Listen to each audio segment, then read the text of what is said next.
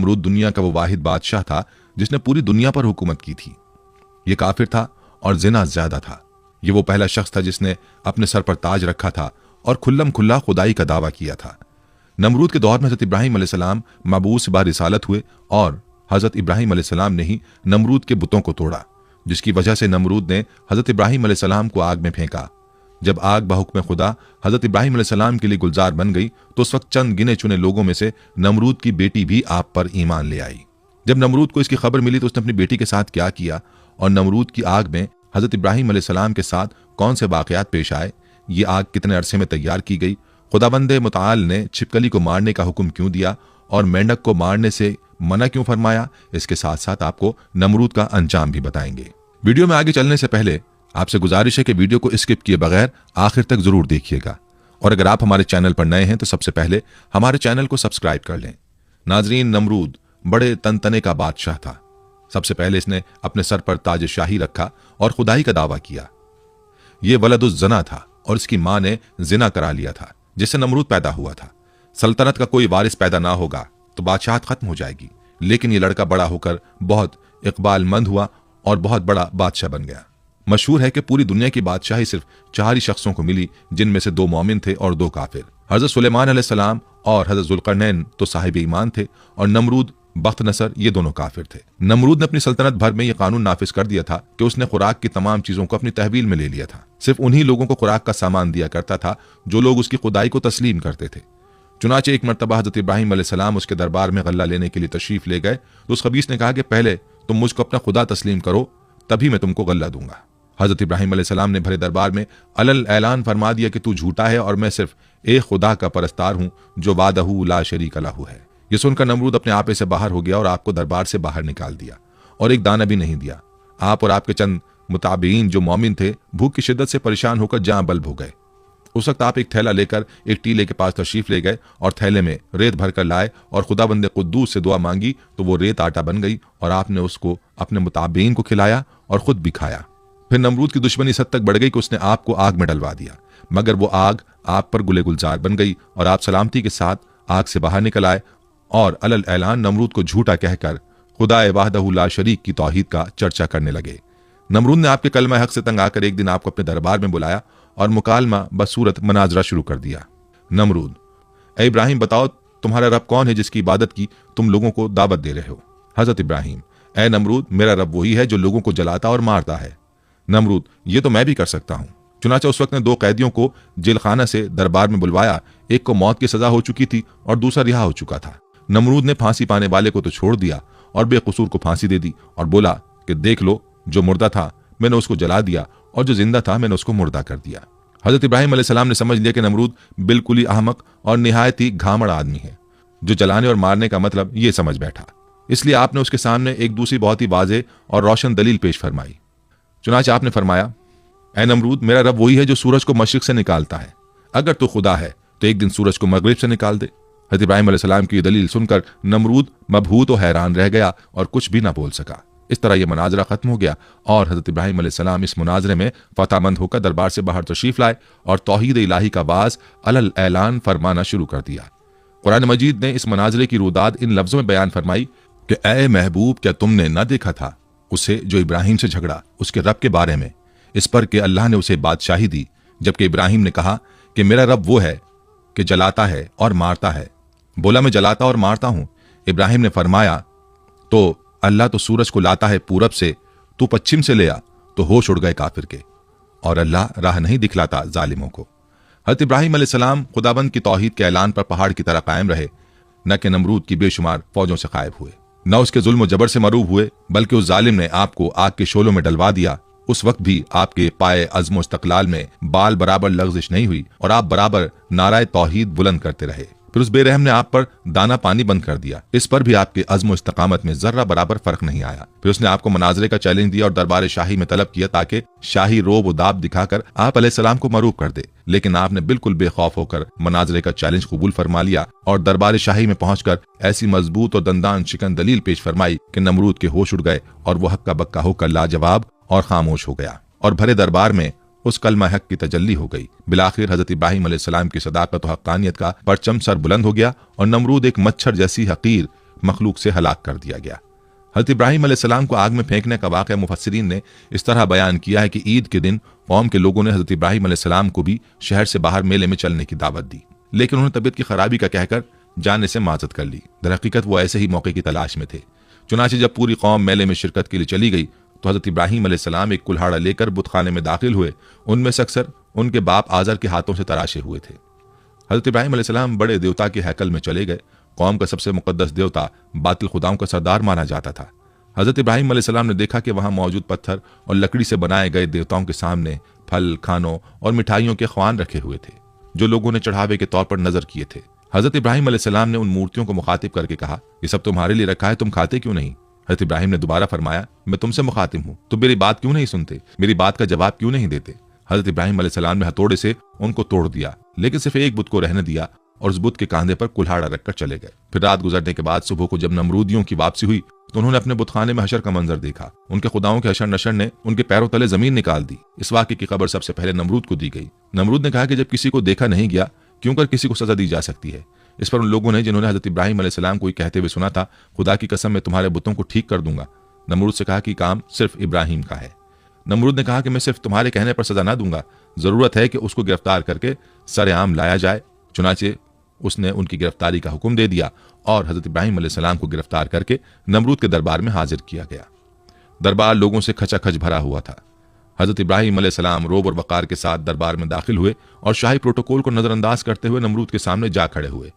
कुरान करीम में इस हवाले से फरमाया गया, तर्जुमा, कहने लगे, हमारे माबूदों के साथ ये सुलूक किसने किया है? बेशक वो तो जालिमों में से है।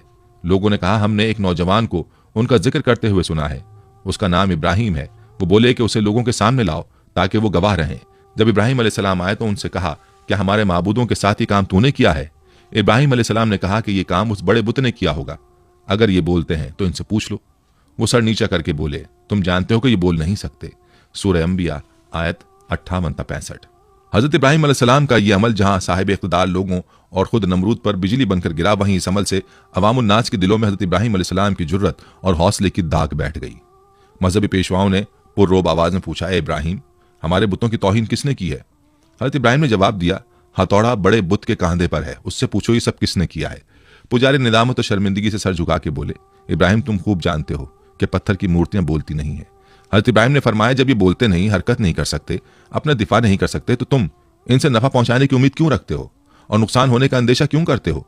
तुम पर अफसोस है कि तुम कायनात के मालिक अल्लाह को छोड़कर झूठे माबूदों को पूजते हो। क्या तुम अक्ल शऊर नहीं रखते?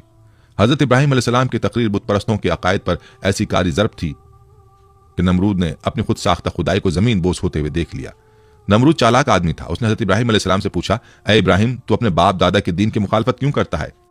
तू उन मुकद्दस बुतों को माबूद मानने से क्यों मुनकिर है? हज़रत इब्राहीम अलैहिस्सलाम ने फरमाया, अल्लाह ताला सारी कायनात के तन्हा मालिक हैं, हम सब उसकी मखलूक हैं। पत्थरों लकड़ियों से बनाए हुए बुत खुदा नहीं, ये तो अपनी सलामती और हिफाजत के लिए भी दूसरों के मोहताज हैं।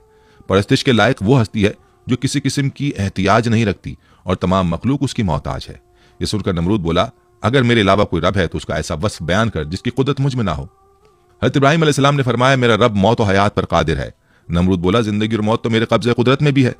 उसने एक कैदी को, जिसकी मौत की सजा का हुक्म हो चुका था, जान बख्शी कर दी और दरबार में मौजूद एक शख्स की गर्दन मारने का हुक्म सादिर कर दिया। हज़रत इब्राहीम अलैहिस्सलाम ने नमरूद से कहा, कायनात का हर जर्रा मेरे रब का मोहताज है। सूरज उसके हुक्म से हर रोज मशरिक से निकलता है और मगरिब में डूब जाता है। तू सूरज को मगरिब से निकाल कर दिखा। मजहबी पेशवाओं और बादशाह के अकायद की तकजीब ने ऐवान नमरूद में दरारें डाल दी। अरबाब इक़्तिदार ने शोर गोगा बुलंद किया कि इब्राहीम हमारे देवताओं की तौहीन का मुर्तकिब हुआ है और बाप दादा के मजहब को झुटलाता है। उसकी सजा यह है कि उसे आग में फेंक दिया जाए। बुतों को तोड़ने का अमल नमरूद समेत पूरी कौम के लिए नाकाबिल माफी जुर्म था। लिहाजा फैसला किया गया कि हज़रत इब्राहीम अलैहिस्सलाम को आग में डाल दिया जाए ताकि आइंदा किसी को बुतों की बेहुरमती करने की हिम्मत ना हो। चुनाचे पूरी कौम लकड़ियां जमा करने के अमल में मसरूफ हो गई। यहां तक कि अगर कोई बीमार पड़ जाता या किसी का कोई काम ना होता तो वो मन्नत मानता कि अगर मुझे शिफा हो गई या मेरा काम मुकम्मल हो गया तो मैं इब्राहीम अलैहिस्सलाम को जलाने के लिए लकड़ियों का गट्ठा दूंगा। एक मुद्दत तक कौम लकड़ियां जमा करती रही। जब लकड़ियों का पहाड़ खड़ा हो गया तो एक बहुत गहरी खंदक खोदी गई। लकड़ियों के उस ढेर को उसमें डाला गया। अजाइबुल क़साइस अल्लामा अब्दुल वाहिद बिन मोहम्मद अल मुफ्ती सफ़ा नंबर 87 में है कि नमरूद ने उनको गिरफ्तार करके एक लोहे वाले तंदूर में बंद करा दिया और उसमें भरपूर आग जलवा दी। काफी देर के बाद जब उन्हें बरामद किया तो जैसे कि वो तैसे थे, यानी उनको कोई गजन उस आग से ना पहुंची। नमरूद ने हुक्म दिया इन्हें कैद खाने में बंद कर दिया जाए, उनको खत्म करने का कोई और हल तलाश किया जाए। चुनाचे एक रिवायत की बिना पर 40 दिन और एक रिवायत की बिना पर 7 साल कैद में रखा और उस दौरान उन्हें नजर आतिश करने का फैसला किया। बारिवायत मारिज नबूवत नमरूद ने बामकाम कूसा जो कूफा में है एक 4 दीवारी तैयार करवाई जिसकी लंबाई 4 फरसख और चौड़ाई 4 फरसख थी। उसकी बुलंदी 100 गज थी। और बारिवायत रोज़तुल सफ़ा उसकी लंबाई 60 गज, चौड़ाई 40 गज और बुलंदी 20 गज थी। जब 4 दीवारी मुकम्मल हो गई तो उसने हुक्म दिया कि इसे अच्छी जलने वाली लकड़ियों से भर दिया जाए।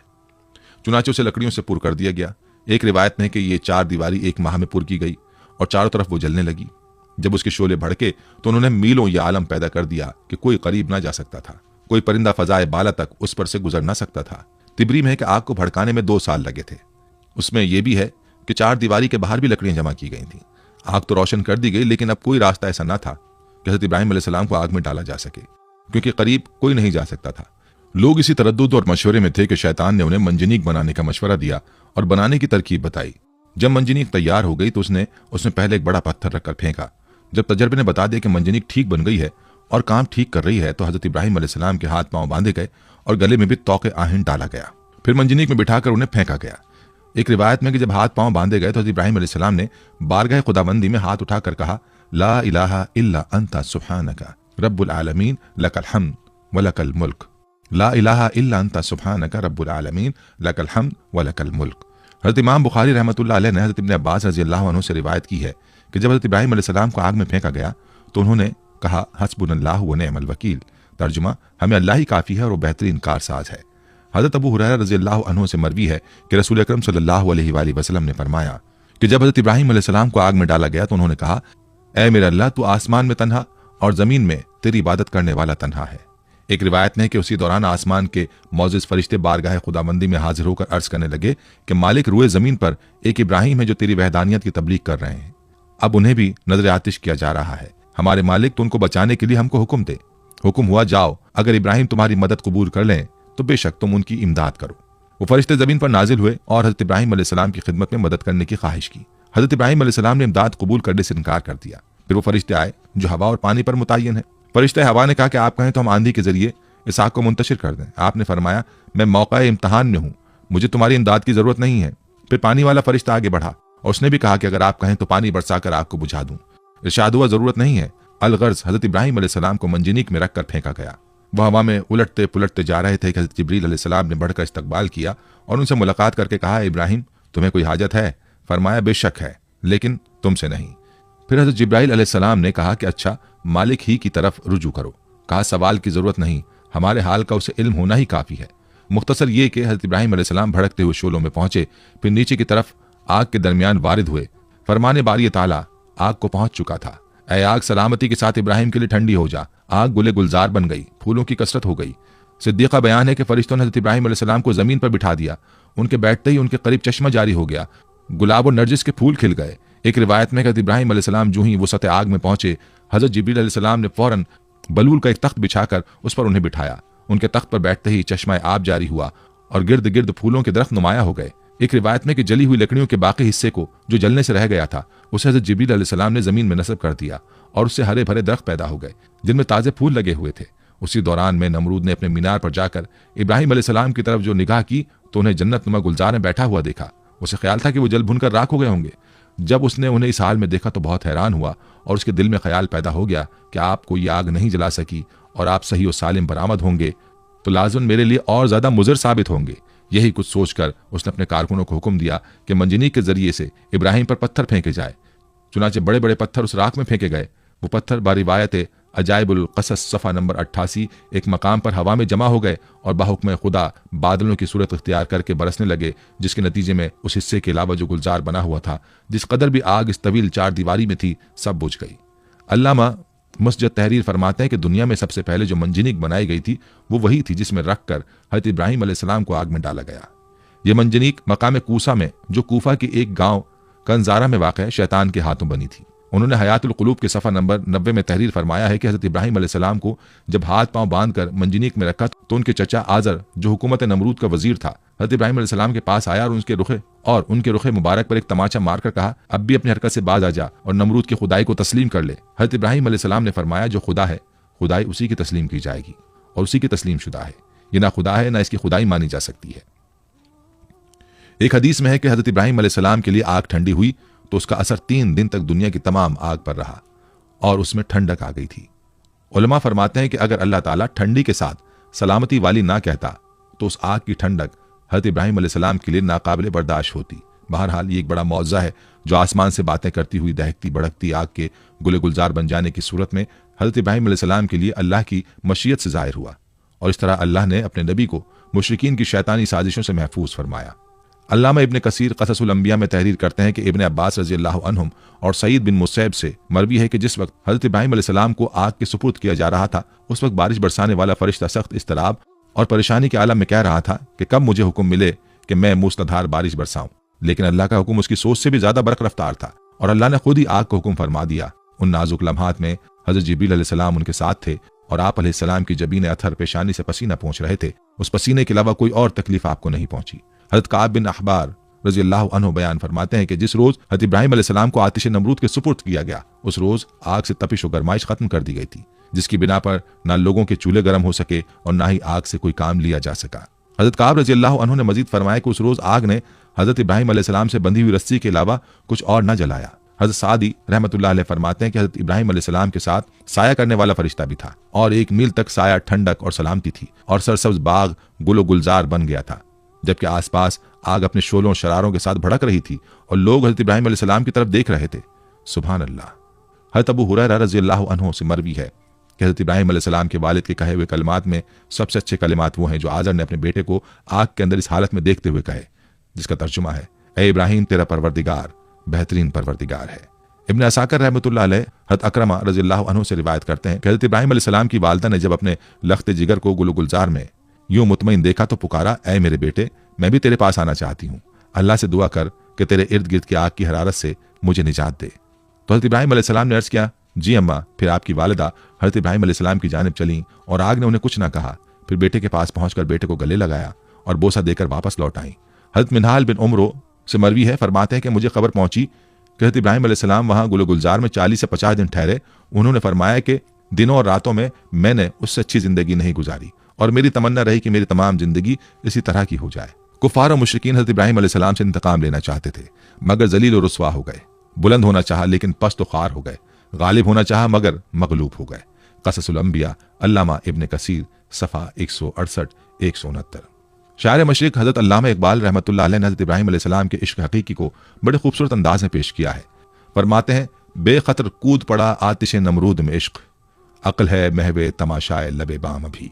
हजरत इब्राहिम अलैहिस्सलाम को आग में फेंके जाने का वाकया और इसमें छिपकली का किरदार, जिसके बारे में तारीख की किताबों में मौरखीन ने लिखा है कि जब नमरूद ने हजरत इब्राहिम अलैहिस्सलाम को अल्लाह रब्बुल इज़्ज़त की वहदानियत की दावत देने पर आग में डालने का हुक्म दिया तो उस वक्त ये वाकया कुर्रे अर्ज़ का एक कर्बनाक सानेहा था, जिसका जिक्र इंसानों के अलावा चरिंद परिंद जिन्न और इंस सब के दरमियान हुआ। इस मौके पर एक रिवायत के मुताबिक जब चूंटी और छिपकली के दरमियान इस वाक़े का जिक्र हुआ तो चूंटी ने हजरत इब्राहिम अलैहिस्सलाम की हिमायत की, जबकि छिपकली ने नमरूद की तरफदारी की थी। एक और रिवायत के मुताबिक जब हजरत इब्राहिम अलैहिस्सलाम को आग में डाल दिया गया, इस मौके पर छोटे परिंदे भी अपनी इस्तिताअत के मुताबिक अपनी चोंच में पानी भर के उस आग में डाल रहे थे ताकि यह आग हजरत इब्राहिम अलैहिस्सलाम के लिए ठंडी हो सके।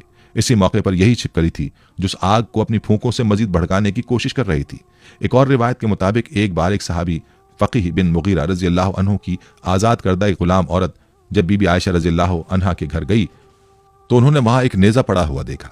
उन्होंने बीबी आयशा रज़ियल्लाहु अन्हा से दरियाफ्त किया कि इसका क्या मकसद है, तो उन्होंने जवाब दिया कि यह छिपकली को मारने के लिए है, क्योंकि हुजूर अकरम सल्लल्लाहु अलैहि वसल्लम ने बताया है कि जब सारे जानवर हज़रत इब्राहिम अलैहिस्सलाम को बचाने की कोशिश कर रहे थे तब ये छिपकली वाहिद जानवर थी जिसने आग को भड़काने की कोशिश की थी। हज़रत फ़ाकिहा बिन मुगीरा की आज़ाद करदा लौंडी साहिबा से रिवायत है कि सैयदा आयशा रज़ियल्लाहु अन्हा के पास एक नेज़ा हुआ करता था। मैंने उनसे पूछा कि आप इससे क्या काम लेती हैं? फरमाया कि हम इससे छिपकलियां मारते हैं, क्योंकि हमें अल्लाह के नबी सल्लल्लाहु अलैहि वसल्लम ने बताया है कि जब हज़रत इब्राहिम अलैहिस्सलाम को आग में डाला गया तो ज़मीन के सब जानवर आग बुझाने में मसरूफ़ थे सिवाय छिपकली के। वो आग को तेज़ करने के लिए फूंके मारती थी, चुनांचे रसूलुल्लाह सल्लल्लाहु अलैहि वसल्लम ने उसे मारने का हुक्म दिया है। सुनन नबी माजा हदीस नंबर 3231, सुनन मसनद अहमद हदीस नंबर 6504। नाज़रीन, हज़रत इब्राहिम अलैहिस्सलाम को जब आग में डाला गया तो आप अलैहिस्सलाम की उम्र 16 या 20 साल थी। आप अलैहिस्सलाम कितनी मुद्दत तक आग में रहे, इस सिलसिले में 3 अक़वाल हैं। बाज़ मुफस्सिरीन कहते हैं कि आप 7 दिन तक आग में रहे। मौरखीन का बयान है कि आतिश नमरूद के गुलजार बनने के वाक़यात और उसके दीगर हालात देखकर हजरत लूत अलैहिस्सलाम और जनाब सारा ने ईमान जाहिर किया और नमरूद की बेटी राजा भी ईमान लाई। हजरत लूत अलैहिस्सलाम हजरत इब्राहिम अलैहिस्सलाम के चचाजाद भाई थे और जनाब सारा चचाजाद बहन थी। नमरूद की बेटी के ईमान लाने के मुतालिक अल्लामा अब्दुल वाहिद बिन मोहम्मद अल मुफ्ती बहावाला मारिजुल नबूवत में लिखते हैं कि नमरूद की बेटी राजा बड़ी जीरक और होशियार लड़की थी। उसने जब हजरत इब्राहिम अलैहिस्सलाम के आग में डाले जाने को देखा तो बड़े इसरार से अपने वालिद को इस बात पर राजी किया कि उसे उस मीनार पर जाने की इजाजत दी जाए जिस पर सब लोग बैठकर हजरत इब्राहिम अलैहिस्सलाम को देख रहे हैं। चुनाचे नमरूद ने इजाजत दे दी और वो उस मीनार पर जा पहुंची। वहां पहुंचकर उसने हालात देखे। उसे देखकर बड़ा ताज्जुब हुआ कि आग गुले गुलजार बन गई और बलोर का तख्त उनके लिए लाया गया है। उसने बेसाख्ता आवाज दी, ए इब्राहिम, मैं ये क्या देख रही हूँ? ए इब्राहिम, ये हालात क्यों कर पैदा हुए? खुदा ने उसकी आवाज हजरत इब्राहिम अलैहिस्सलाम तक पहुंचा दी।